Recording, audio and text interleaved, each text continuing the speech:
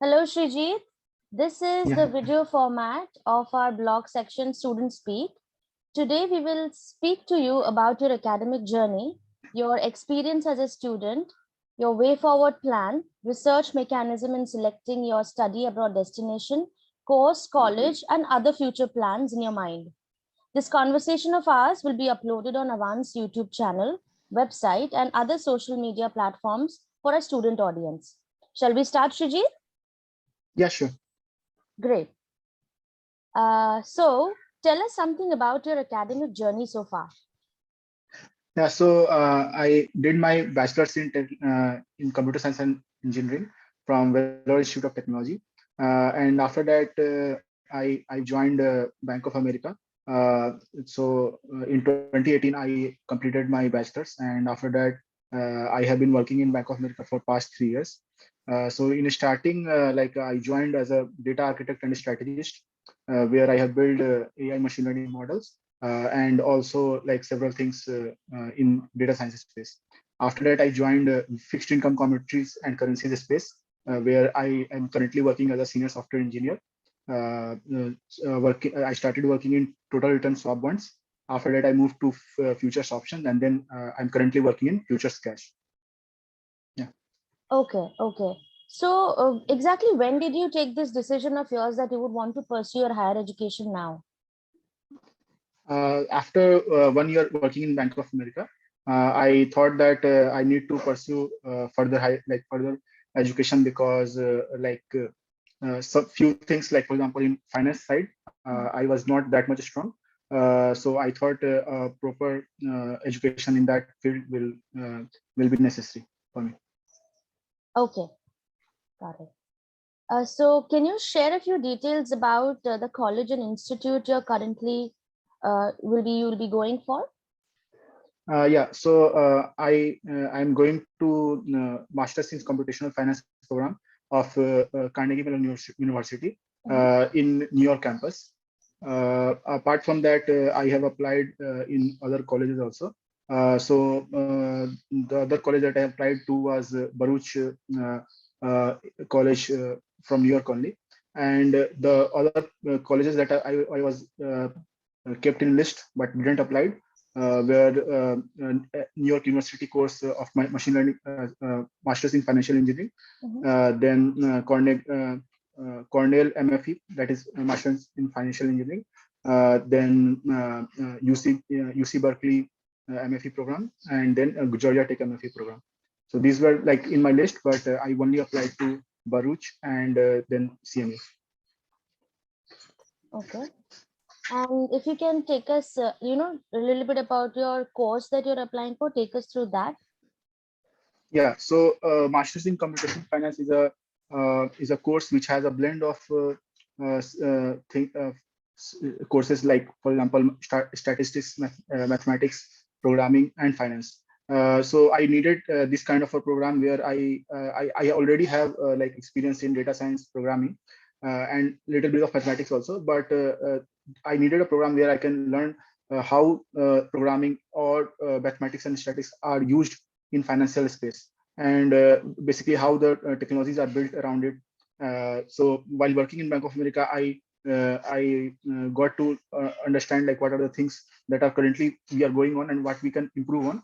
But as in any like financial institution, the ability to experiment is not that much in that space because of trust and everything. So I wanted a platform or an environment where I can do my research and experiment with other things. So this program was very much like giving me all that. Apart from that, second thing will be the professors. So Stephen Shreve is the like his book on stochastic calculus is taught in every like higher education program. So he is there for mathematics, and the Duan Seppi, who is basically head of MBA program in Tepper Business School, that is a part of CMU. So he is also teaching. So basically, the founders, 7 founders who started this program in 1995, all are teaching currently also. and other like 5 to 10 people who are already having 10 years of experience, more than 10 years of experience, are also teaching. So from faculty wise, it is also a very good program. Okay. Apart from that, the best part of that program, this program, is that all other programs which are related to quantitative finance, masters in financial engineering, these programs are very separate programs. But in this scenario, like in Carnegie Mellon scenario, so CMU has basically 4 colleges. First one is for mathematics, statistics. The second is for computer science. Third is for information technology, and fourth is for MBA. So this program has all those things. So basically, this is a integrated program which has faculties from every space, and also we can use the resources of all these 4 schools. So by that definition, it is like very good for anyone like who wants to explore all these domains, and then they can decide like what kind of role they are like going for. Okay, got it. So while you were describing about the faculty members and about the college, and I understood that you have done a very strong research behind this entire selection process. So Shurjit, if you can, kind of highlight a little bit about your entire research process which you used while opting for this college and course. Yeah. So first of all, like I did around 4 to 6 months of self introspection kind of thing, where I wanted to like know like what I'm going for, like what kind of program I'm looking for, or what will be like what will be my future, like not like in a narrow-minded way, but in a broad way, where I can basically look around like what are the fields that I'm going, like I want to work in, and then after that I can figure out like which jobs or which roles will satisfy my hunger, or will satisfy me. So these things are like first of all, these things are very crucial. After that, you can basically look around for courses which are, or programs which are related to these spaces. And then I will say that the masters or like masters in financial engineering, or if you are going for any masters or MBA, I think that, like mostly for most of the people, this will be the last academic position that they are going to hold.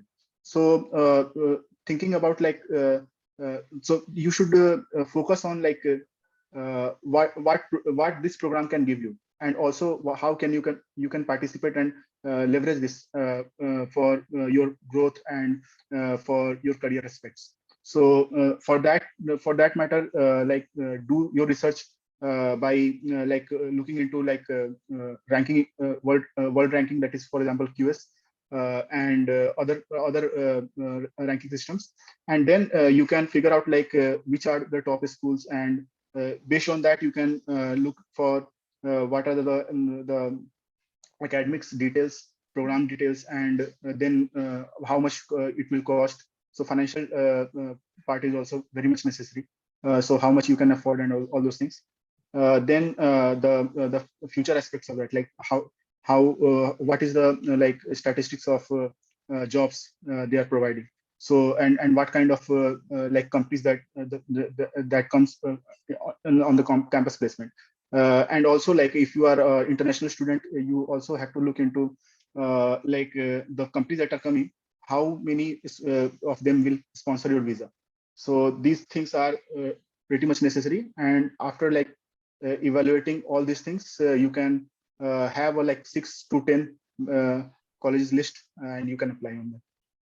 Okay. And when you are talking about this research parameters that you used, any particular website or desktop research, what was the mechanism, if you could just highlight that?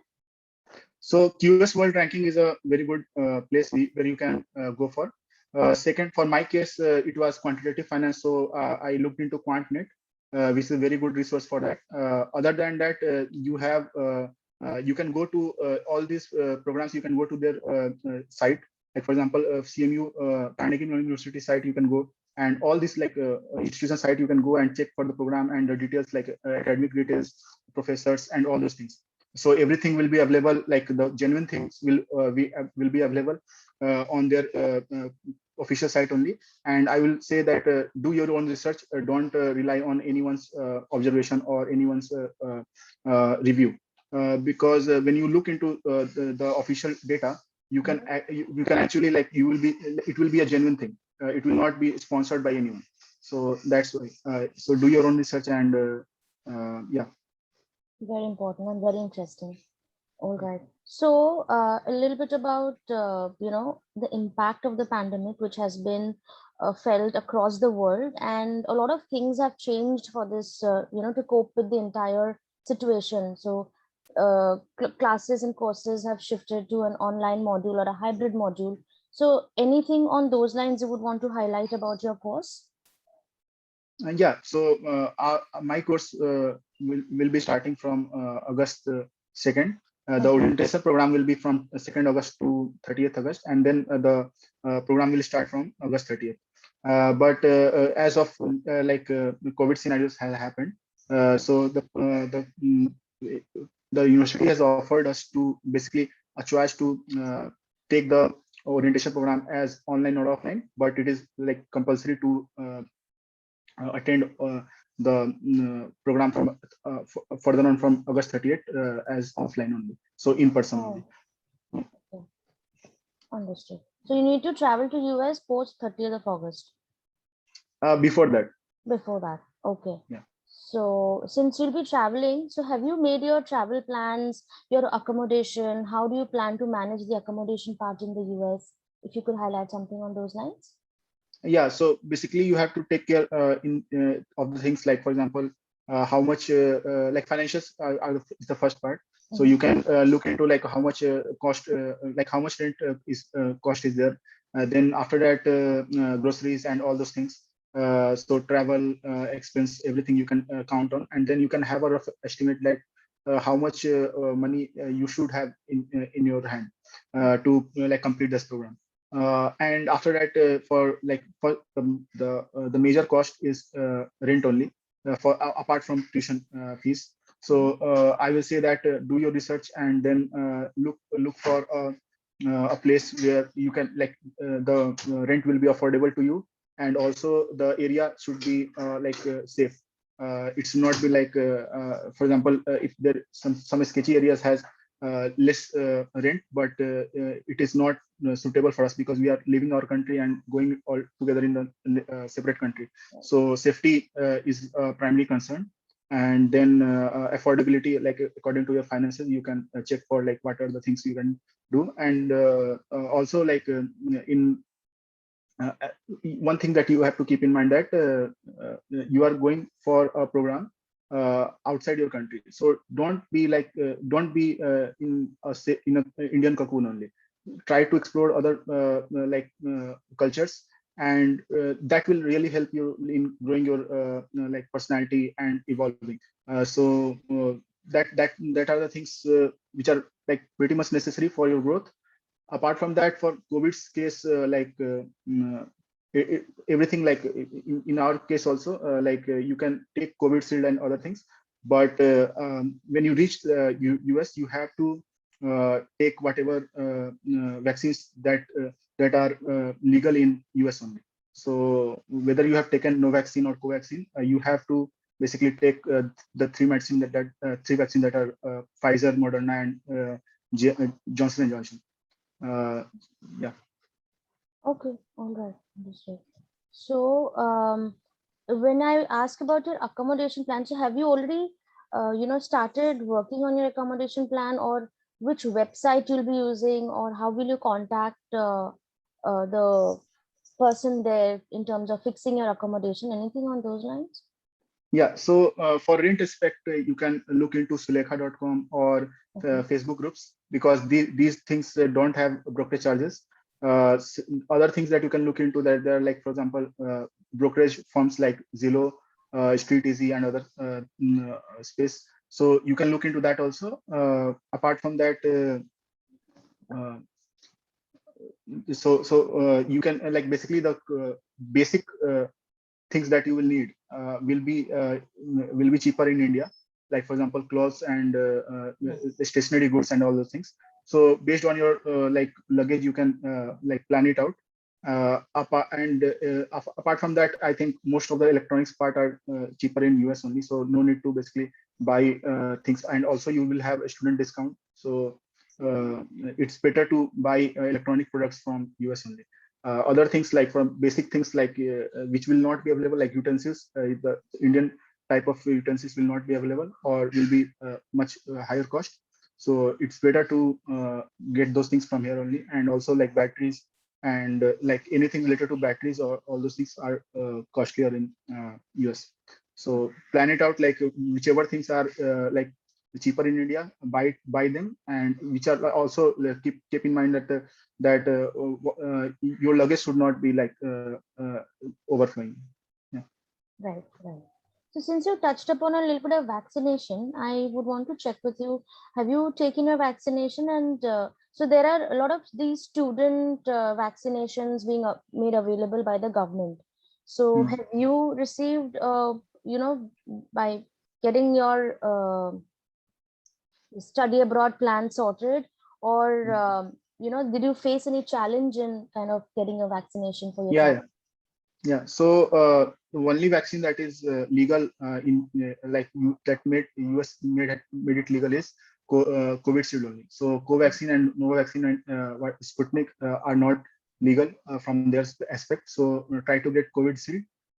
You can get one jab at least, and if you can get if you have I-20, government has provided provide vaccination for emergency case scenario also. So you will obviously get both of the jabs, and after that you can travel easily. In certain scenarios, like US embassy has mentioned that vaccination will not be as required in certain scenarios. So it is better to have get both jabs of COVID. Mhm. And if not, like you can basically consult with or ask email the US embassy and get your questions verified. All right. Okay. So, what are the things that a student traveling to the US for higher education should keep in mind, specifically during this COVID crisis? Since you're going, if you can help our students to know as well.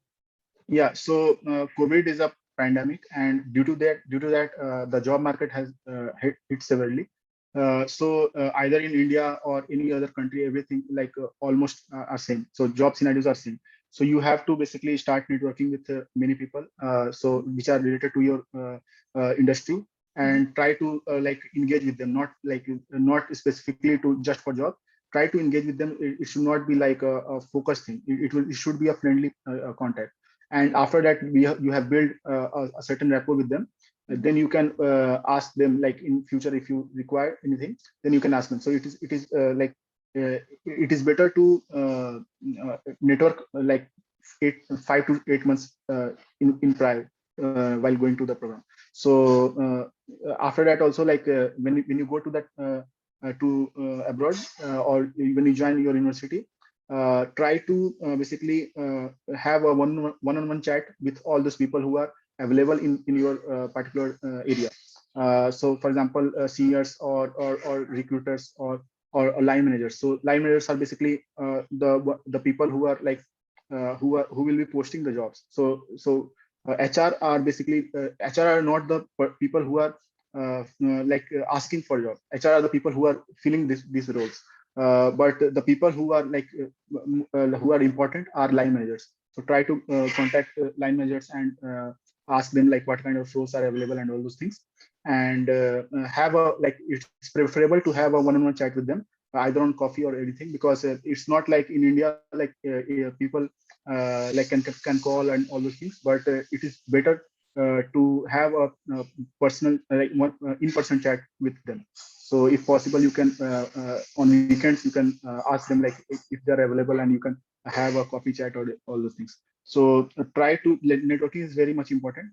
Without that, uh, so converting the jobs or getting the jobs will only be possible if you network. So that keep that in mind, and also try to help other people also. For example, if someone is looking for a job, Mhm. and you know someone, so try to connect with them. So eventually it will come around. So yeah.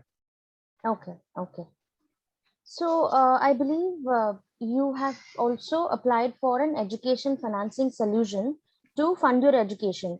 So if you can just tell us about the research and how did you finally decide which financial lender to go with, if you can tell us that. Yeah, so I was looking for a non-collateral loan because of my financial circumstances Mhm. and other like financial services, like for example, banks, Indian banks, were asking for mortgage and basically collateral loans, and they were not the loan that the amount that they were giving me was not sufficient for completing my like program. So basically, like you can like if you go for public bank, then they will ask for collateral beyond 15 lakhs or 20 lakhs. Yes. If you go to private bank also, they can maximum give you like 40 lakhs around with as a non-collateral loan.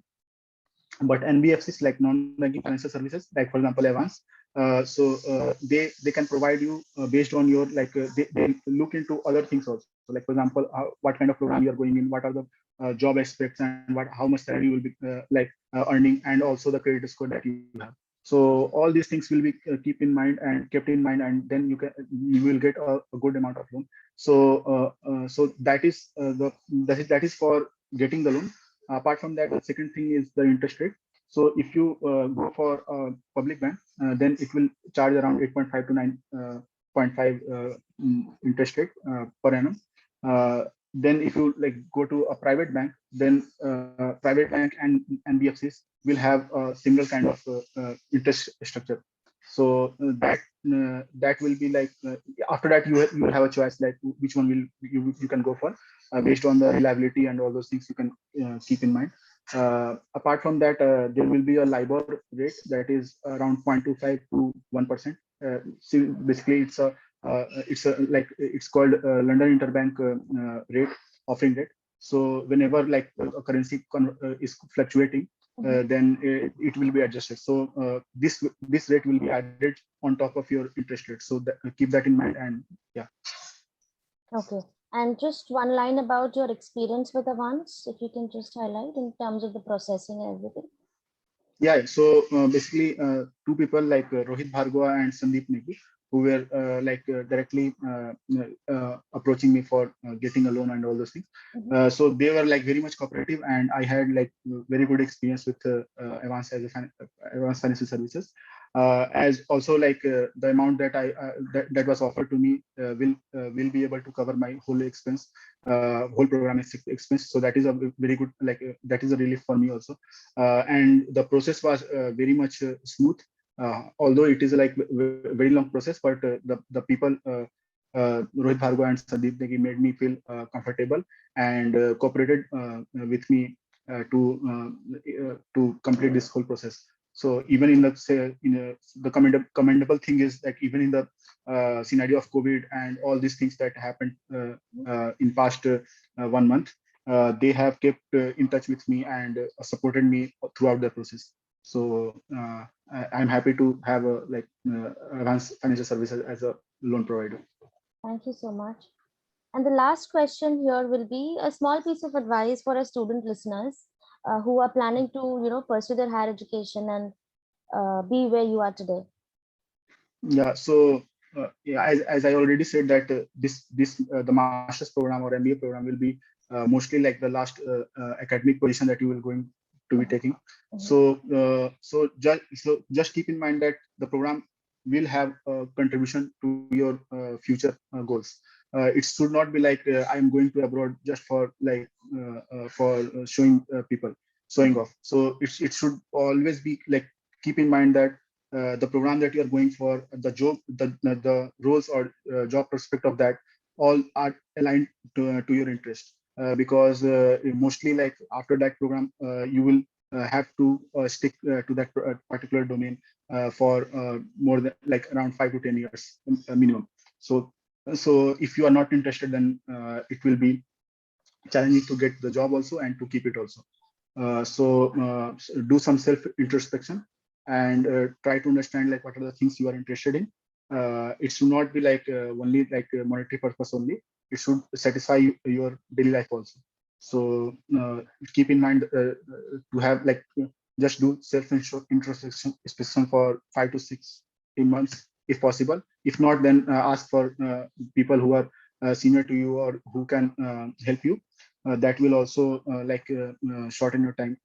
And after that, you can like do proper research, everything like from financial side to what kind of program it is, what are the job prospects, what kind of brand it is, locality, everything.